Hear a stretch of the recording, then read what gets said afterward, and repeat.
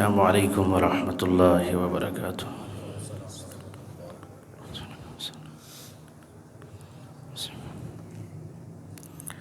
الحمد للہ نحمده ونستعینه ونستغفره ونؤمن به ونتوکل علیہ ونعوذ بالله من شرور أنفسنا ومن سيئات أعمالنا من يهده الله فلا مضل له ومن يضلله فلا هادي له ونشهد أن لا إله إلا الله وحده لا شريك له ونشهد أن سيدنا ومولانا محمدًا عبده ورسوله صلى الله تبارك وتعالى عليه وعلى آله وأصحابه وبارك وسلم تسليمًا كثيرًا كثيرًا أما بعد فقد قال الله تبارك وتعالى في كلامه المجيد أعوذ بالله من الشيطان الرجيم بسم الله الرحمن الرحيم قد أفلح من تزكى وذكر اسم ربه فصلى بل تؤثرون الحياة الدنيا والآخرة خير وأبقى إن هذا لفي الصحف الأولى صحف إبراهيم وموسى صدق الله العلي العظيم ونفعني وإياكم بآياته والذكر الحكيم والحمد لله رب العالمين۔ درود پڑھ لیجیے۔ اللهم صل على سيدنا ومولانا محمد وعلى آل سيدنا ومولانا محمد وبارك وسلم۔ اللهم صل على محمد عبدك ورسولك وصل على المؤمنين والمؤمنات والمسلمين والمسلمات۔ انتہائی واجب الاحترام بزرگ دوستوں، نوجوان ساتھیوں، رمضان المبارک کے پہلے عشرے کا اختتام ہونے والا ہے۔ اللہ تعالی ہمیں اس کی قدردانی کی توفیق نصیب فرما دے۔ رمضان اصل میں یہ فکر آخرت کا مہینہ ہے کہ رمضان گزارتے ہوئے ہمیں موت کے بعد شروع ہونے والی زندگی کا احساس ہو جائے، اس کی قدر و قیمت معلوم ہو جائے اور اس کی فکر لاحق ہو جائے، تو رمضان کا اصل مقصد یہی ہے۔ لیکن بدقسمتی یہ ہے کہ آج جو دنیا کی مختصر زندگی ہے اور جس کے اختتام کا کوئی پتہ نہیں ہے، مسلمان اس زندگی کے بارے میں بہت زیادہ فکر مند ہے۔ مال زیادہ جمع ہو جائے، دولت اکٹھی ہو جائے، عزت، نام، شہرت، یہ چیزیں اس کو حاصل ہو جائیں، اس کی زیادہ فکر رہتی ہے۔ بلکہ جو نیک اعمال بھی ہم بعض اوقات اختیار کرتے ہیں تو ان کا بھی بنیادی بعض اوقات مقصد یہ ہوتا ہے کہ ہماری دنیا کی زندگی ٹھیک ہو جائے. کچھ وظائف پڑھ رہے ہوتے ہیں، کچھ ذکر کر رہے ہوتے ہیں، کچھ استغفار کر رہے ہوتے ہیں، کچھ نمازوں کے بعد بیٹھ کر کے لمبے لمبے وظیفے پڑھ رہے ہوتے ہیں، کچھ خاص صورتوں کا ورد کر رہے ہوتے ہیں. تو اس کا بھی بعض اوقات مقصد یہ ہوتا ہے کہ ہماری دنیا کی زندگی ٹھیک ہو جائے. جبکہ اللہ تعالیٰ نے وَلَكَ الْعُقْبَى حَتَّى تَرْضَىٰ دنیا کی زندگی کا جو مقصد بیان کیا ہے وہ بنیادی مقصد ہی یہ ہے کہ یہ دنیا کی زندگی ہم نے تمہیں اس لیے دی ہے تاکہ تمہاری آخرت ٹھیک ہو جائے.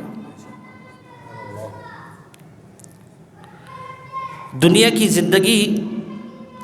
کا جو بنیادی مقصد ہے وہ یہ ہے کہ ہماری آخرت بن جائے. موت کے بعد جو شروع ہونے والی زندگی ہے یہ روشن ہو جائے.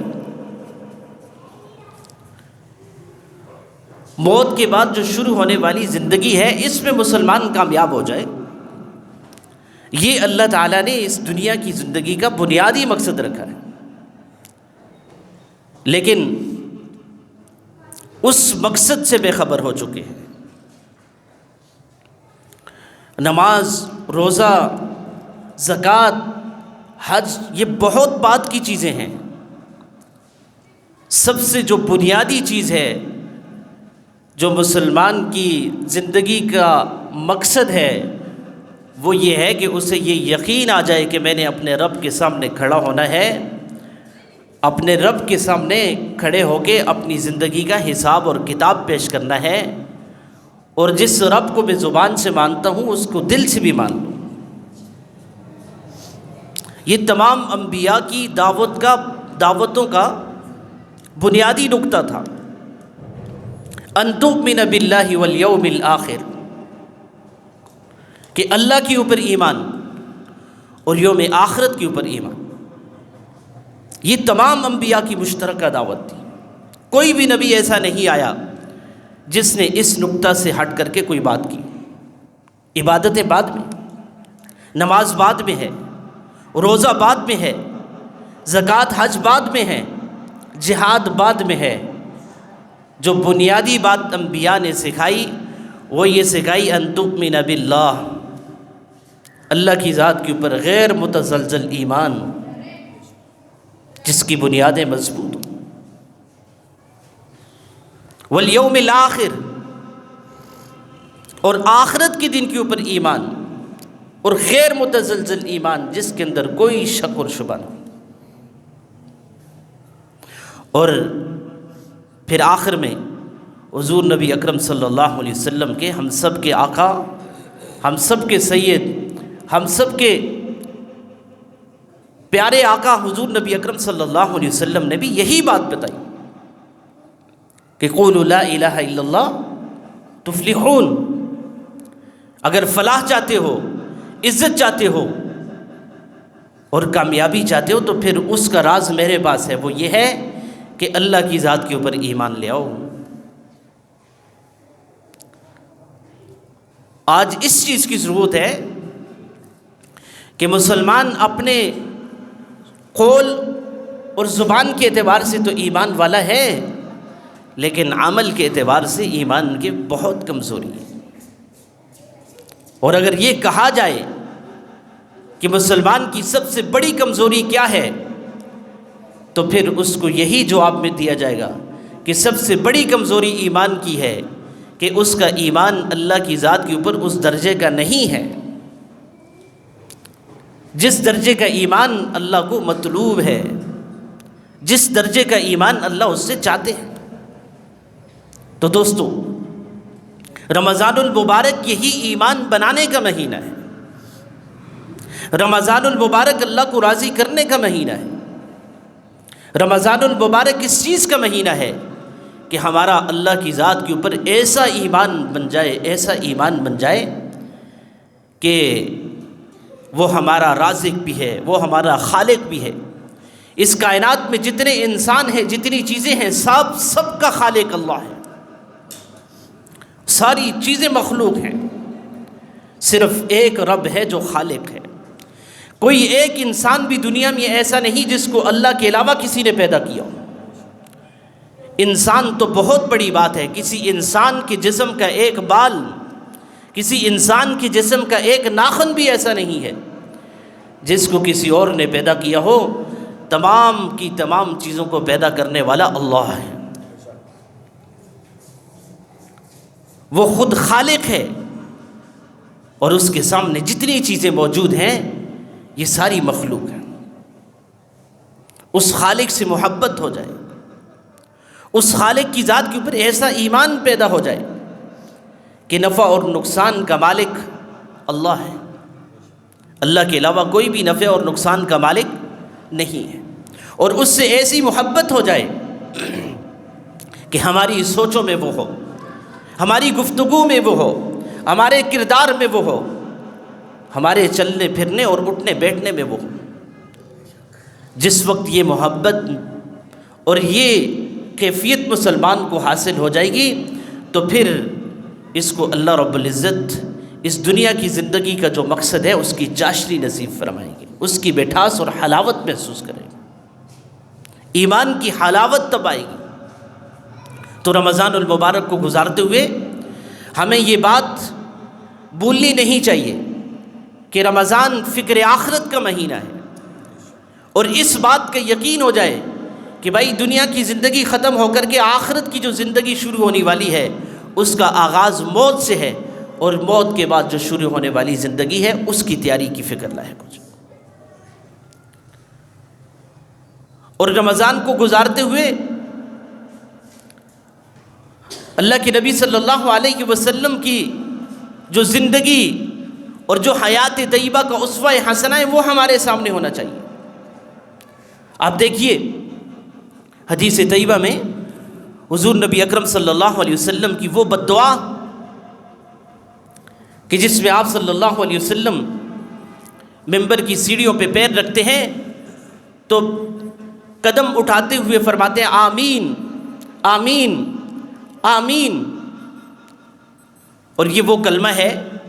کہ جس کا معنی ہے استجب یا رب العالمین،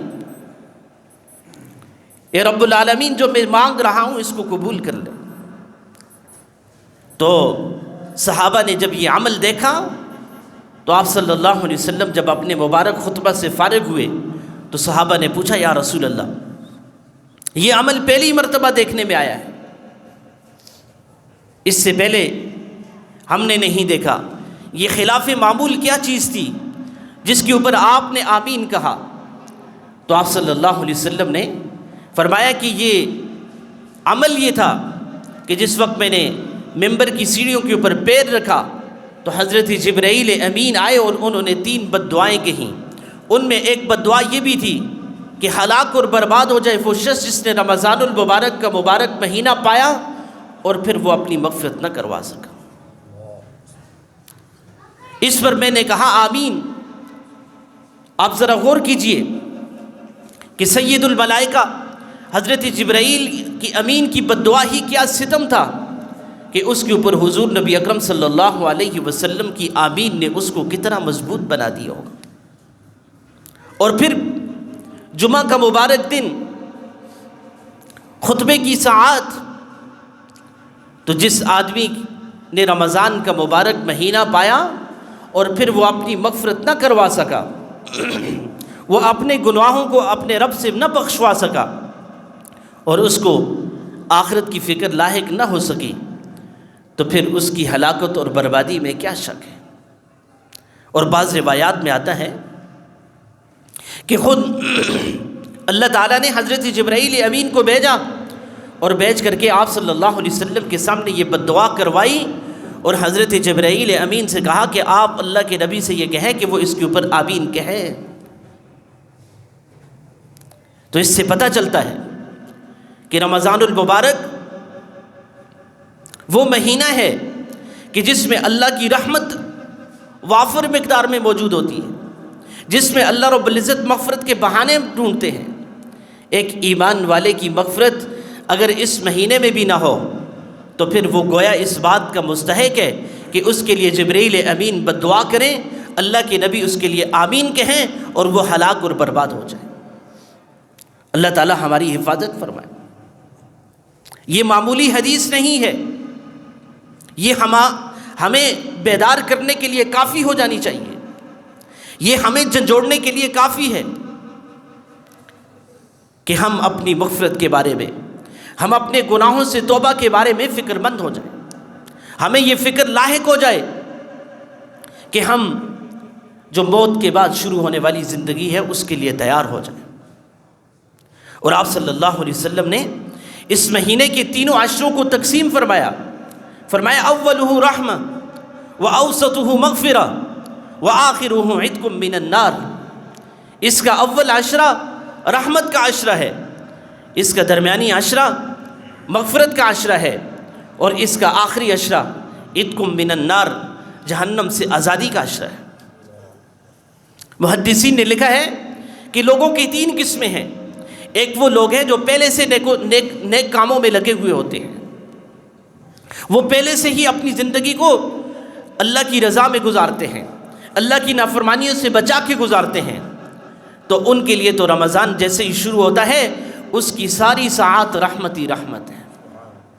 رمضان کا ایک ایک لمحہ ان کے لیے رحمت ہے، اللہ کی رحمت کی بارش ان کے اوپر برستی رہتی ہے، ان کی مغفرت ہوئی ہوتی ہے، ان کو جہنم سے آزادی ملی ہوئی ہوتی ہے، تو ان کے لیے تو اللہ تعالیٰ کی رحمت ہی رحمت ہے۔ اور فرمایا پھر دوسرے وہ لوگ ہوتے ہیں جو گناہگار ہوتے ہیں، گناہوں کے اندر پھنسے ہوئے ہوتے ہیں، لیکن جہنم کے مستحق نہیں ہوئے ہوتے، ان کے گناہ تو ہوتے ہیں لیکن اتنے زیادہ نہیں ہوتے، لہٰذا اللہ رب العزت ایسا شخص جو اپنے گناہوں سے توبہ کر لے، جو تھوڑی سی فکر کر کے اپنے رب کو راضی کرنے کے لیے تیار ہو جائے، اپنے نفس کو آمادہ کر لے، اس کے لیے اللہ رب العزت نے دوسرے عشرے میں اس کے لیے مغفرت کا اعلان کر دیا جاتا ہے کہ یہ شخص جس نے روزہ رکھا، یہ شخص جس نے نمازیں ادا کی، یہ شخص جس نے اپنی زبان کو قابو میں رکھا، یہ شخص جس نے اپنی نگاہ کی حفاظت کی، اس کے ساتھ اس نے روزے رکھے، من صام رمضان ایمانا واحتسابا غفر اللہ ما تقدم من ذنبہ۔ دوسرا عشرہ آتے ہی اللہ رب العزت اس کی مغفرت کا اعلان کر دیتے ہیں، تھوڑی سی توجہ کی وجہ سے۔ اور محدثین نے لکھا کہ تیسرا شخص وہ ہے کہ جو ہر وقت گناہوں میں ڈوبا رہتا ہے، جو ہر وقت اللہ کی نافرمانی میں لگا رہتا ہے، کوئی نصیحت اس کے اوپر کارگر نہیں ہوتی، کوئی واعظ اس کو کام نہیں دیتا، یہ شخص گناہوں میں لگے اپنے اوپر اللہ کی نافرمانیاں اس درجے میں اللہ کا نافرمان ہو جاتا ہے کہ یہ اپنی نافرمانیوں کی وجہ سے جہنم کا مستحق ہو جاتا ہے۔ لیکن رمضان آتا ہے، رمضان کا پہلا عشرہ گزرتا ہے، اللہ کی رحمت اس کی طرف متوجہ ہوتی ہے، یہ روزے رکھ لیتا ہے، کچھ نمازیں ادا کر دیتا ہے، کچھ توبہ اور استغفار کر کے اپنے گناہوں سے معافی مانگ لیتا ہے، اللہ کی رحمت اس کی طرف متوجہ ہوتی ہے۔ شروع میں اللہ اس کے اوپر اپنی رحمت برساتے ہیں، دوسرے عشرے میں اس کی مغفرت کر دیتے ہیں، اور تیسرے عشرے میں اس کو جہنم سے آزادی کا پروانہ دے دیتے ہیں۔ تو میرے عزیز دوستو، یہ رمضان کی مبارک ساعات یہ معمولی نہیں ہے، ان ساعات میں ہمارا ایمان اللہ کی ذات کے اوپر غیر متزلزل بن جائے، اس بات کا یقین، اس بات کا وثوق ہو جائے کہ اصل زندگی آخرت کی زندگی ہے، اس بات کا یقین ہو جائے کہ اصل زندگی موت کے بعد شروع ہونے والی زندگی ہے، اور یہ زندگی جو ہم گزار رہے ہیں الدنیا مزرعۃ الآخرہ، یہ تو آخرت کی کھیتی ہے، اس میں اچھائیاں بوئیں گے تو کل اللہ کے سامنے جا کر کے اچھائیاں ہمارے سامنے آئیں گی، اور اگر اس کے اندر اچھائیاں نہیں برائیاں بنائیں گے تو میرے عزیز دوستوں اور ساتھیوں، کرامن کاتبین ہماری اس کتاب کو مرتب کر رہے ہیں، اور کل جب یہ ایک ایک عمل ہمارے سامنے آ جائے گا تو اس انسان کی زبان سے نکلے گا ما لہذا الکتاب لا یغادر صغیرۃ ولا کبیرۃ الا احصاها۔ یہ کیسی کتاب ہے جس نے نہ چھوٹا گناہ چھوڑا نہ بڑا چھوڑا، نہ چھوٹی برائی چھوڑی نہ بڑی برائی چھوڑی، الا احصاہا، اس کو محفوظ کر کے میرے سامنے لے آئے۔ تو میرے دوستوں اور ساتھیوں، توبہ کرنے کی ضرورت ہے، اللہ کی ذات کے اوپر ایمان بنانے کی ضرورت ہے، اللہ کو خالق اور مالک مان لیا ہے، اس سے محبت کرنے کی ضرورت ہے۔ اور وہی یہ جو مبارک لمحات گزر رہے ہیں، یہ وہ لمحے ہیں جن میں اللہ رب العزت ہر رات اعلان کرتے ہیں،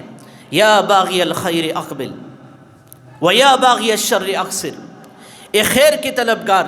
اے اچھائی کے طلبگار، اے مغفرت کے طلبگار، سامنے آ جا، میں تیرے انتظار میں ہوں۔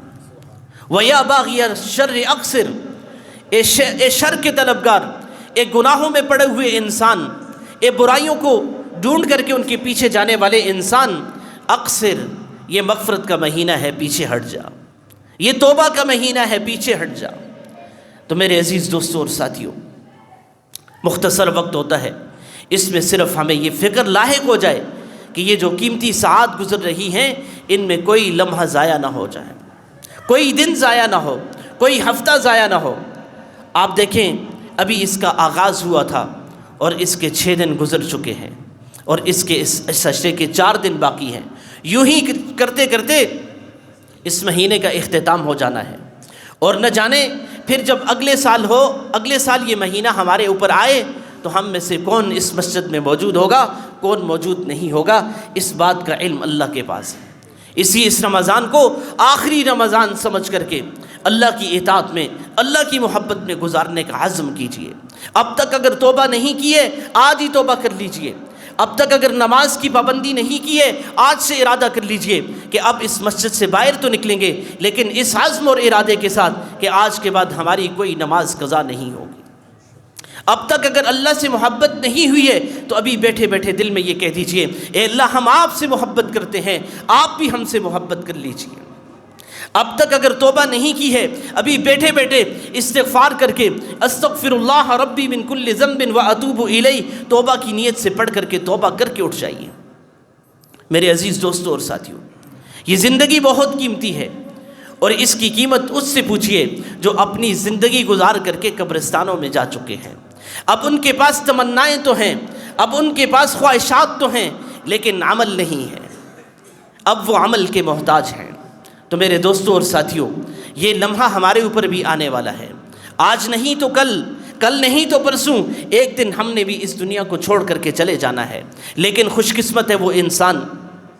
جس نے اپنی دنیا کی زندگی کو توبہ کر کے اللہ کے سامنے اللہ سے رجوع کر لیا ہو۔ قد افلح من تزکا، دنیا کی زندگی میں وہ شخص کامیاب ہو گیا جس نے اپنے آپ کو پاکیزہ کر دیا۔ وذکر اسم ربہ فصلی، اس نے اپنے رب کو یاد کیا اور نمازیں پڑھی۔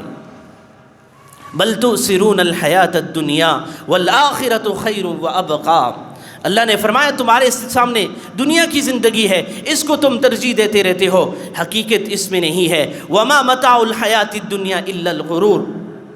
الا غرور، کہ دنیا کی زندگی تو ایک دھوکہ ہے، اس دھوکے سے نکل جاؤ۔ یہ دنیا کی زندگی ہم نے تمہیں اس لیے دی ہے تاکہ تم آخرت کی تیاری کر لو، تم دنیا کی زندگی کو ترجیح مت دو۔ وللآخرۃ خیر وابقی، آخرت کی زندگی سب سے بہترین زندگی ہے، بہترین زندگی ہے، اور وہ باقی رہنے والی زندگی ہے۔ ان ھذا لفی الصحف الاولی صحف ابراہیم و موسیٰ، صرف یہ تمہیں نہیں بتایا جا رہا، اس سے پہلے جو تم سے پہلے جو لوگ گزر چکے ہیں انہیں بھی یہ بتایا ہے، موسیٰ اور ابراہیم کے صحیفوں میں بھی ہم نے یہ بات کہی ہے۔ میرے عزیز دوستوں اور ساتھیوں، رمضان المبارک اس لیے نہیں آیا کہ ہم اچھے کپڑے پہننے کی فکر میں لگ جائیں، رمضان المبارک اس لیے نہیں آیا کہ ہم اچھی افطاری اور اچھے سحری کا انتظام کرنے میں لگے رہیں، بلکہ رمضان المبارک اس لیے آیا ہے میں اور آپ توبہ کر کے اللہ کے بندے بن جائیں، اللہ سے صلح کر لیں، اللہ کو راضی کر لیں۔ رمضان المبارک میں اگر اچھے کپڑے نہیں ملے تو کوئی بات نہیں، اچھے کھانے نہیں ملے تو کوئی بات نہیں، ایک کھجور اور پانی مل گیا، اس کے اوپر افطاری ہو گئی تو پھر بھی اللہ کے ہاں کافی ہو جائے گا۔ لیکن اگر اللہ سے صلح نہ ہوئی، فکر آخرت نصیب نہ ہوئی، تو یقین جانیے میرے عزیز دوستوں اور ساتھیوں، یہ شخص بڑا بدقسمت ہے، یہ شخص بڑا بدبخت ہے، اور نبی اکرم صلی اللہ علیہ وسلم کی بد دعا اس کے حق میں قبول ہو چکی ہوگی۔ اس لیے اس بات سے ڈرتے رہیں کہ اللہ کے نبی صلی اللہ علیہ وسلم کی آمین، سید الملائکہ کی بد دعا، جمعہ کی گھڑی اور جمعہ کا مبارک دن، اور حضور نبی اکرم صلی اللہ علیہ وسلم کا اس کے اوپر آمین کہنا، اس حدیث کو پیش نظر رکھ کر کے، اس واقعوں کو پیش نظر رکھ کر کے اپنے ایک ایک وقت کو گزاریں، ایک ایک لمحے کو گزاریں، ایک ایک دن کو گزاریں، اور ہمیں یہ بات نہ بھولنی چاہیے کہ اللہ کے نبی صلی اللہ علیہ وسلم کی بد دعا کی، جس بد دعا کے اوپر آمین کہی جائے وہ بد دعا اللہ کے ہاں یقیناً قبول ہو چکی ہے۔ اس لیے ہم اس صف سے نکل کر کے ان لوگوں کی صف میں شامل ہو جائیں جنہوں نے توبہ کر کے اپنے رب کو راضی کر لیا ہو۔ تو آج توبہ کر لیجیے انشاءاللہ، اب کے بعد عزم اور ارادہ ہے انشاءاللہ نماز کوئی قضا نہیں ہوگی انشاءاللہ، قرآن کی تلاوت سے اپنے آپ کو جوڑیں گے، گناہوں سے توبہ کر کے اللہ اور اس کے رسول کو راضی کر کے زندگی گزاریں گے۔ اللہ تعالیٰ مجھے بھی یہ کرنے کی توفیق نصیب فرما دیں، آپ کو بھی اس کے اوپر عمل کرنے کی توفیق نصیب فرما دیں۔ رمضان المبارک کی مبارک ساعات ہیں، ان کو قدردانی اور ان کی قدردانی کی توفیق نصیب فرما دیں، اور جو غفلت میں وقت گزر رہا ہے اللہ تعالیٰ اس سے نکلنے کی توفیق نصیب فرما دیں۔ وآخر دعوانا ان الحمد للہ رب العالمین۔ سنت ادا فرما لیجیے۔